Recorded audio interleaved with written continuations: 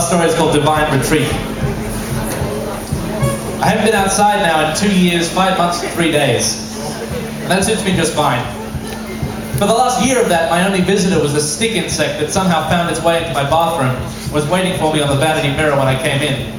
We'd kept one in a terrarium at school, and I always remember stick insects being held up as one of those miracles of the natural world, but I saw then that actually camouflage was just another one of nature's little lies. It only worked if you were surrounded by a bunch of real sticks. Here on my mirror, it looked a little like a stick, I guess, but not really very much like one. Sorry. Had there been a bird in my bathroom, it wouldn't have been fooled for a second. Really unlucky to be of independent means. The conveniences of our marvelous modern world allow me to live very comfortably without ever leaving the house. There's nothing I could desire that can't be ordered from the internet and paid for by credit card. I lock my door for half an hour if I'm expecting something, and my delivery guys know by now just to leave stuff on the whole table. Initially, I tried to deflect invitations from friends with complaints about the weather, which worked for about as long as you'd expect. Eventually, I put it out that I'd been diagnosed with catastrophic multiple allergies. I'm not sure whether they believed me, but eventually they gave up, which was all I was after.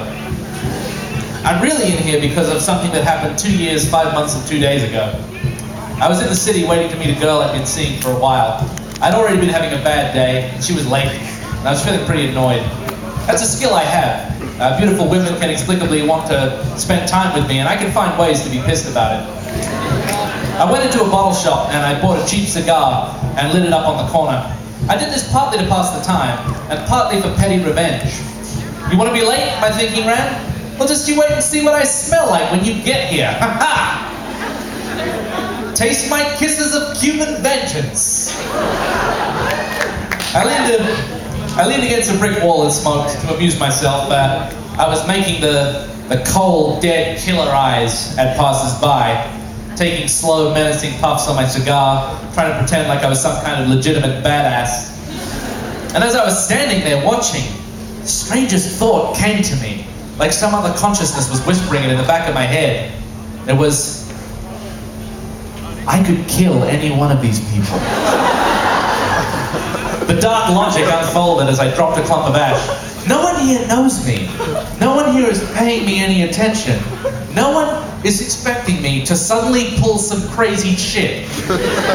Anyone coming past, I could step forward and just shove them into oncoming traffic. They'd be totally defenseless. Or I could sneak up behind them with half a brick. BAM! Or I could follow them to their home or place of business, then go, order a gun, wait out the mandatory 28-day waiting period, and go and lurk outside said home or place of business until they come out. Kaplow! Now, sure, there might be some complications after I'd done it, but to dwell on that is to miss the point, which was that in the moment, I had that power. And I can't even begin to describe to you what it felt like, but it was incredible. It was like I was a god, and every mortal walking past was subject to my divine judgment. What have you done? I found myself asking in my head as each nameless sinner walked past. How about you? You all just better watch out. The high lasted only a few minutes before the final piece of the puzzle dropped into place, and that I realized that I was, in fact, not special. That the epiphany I just experienced was in no way unique to me, but could equally apply to any of the people around me. That my own freshly exposed godhead notwithstanding, I inhabited a world populated entirely by dark and vengeful deities, each ready to pronounce judgment without a moment's warning. I hurried back to my car, drove home, and locked the door behind me. And if you think I'm ever going outside again, you're crazy.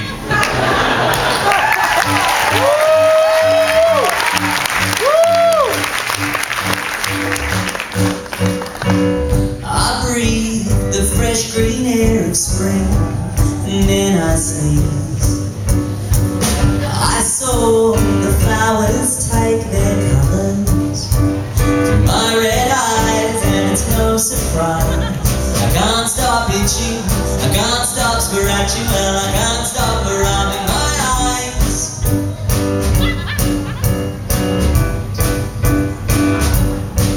And my nose is dripping, my eyes are tearing, my head is throbbing.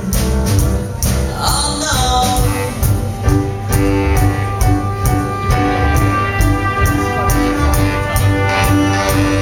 I walk through the sun of summer, and then I meet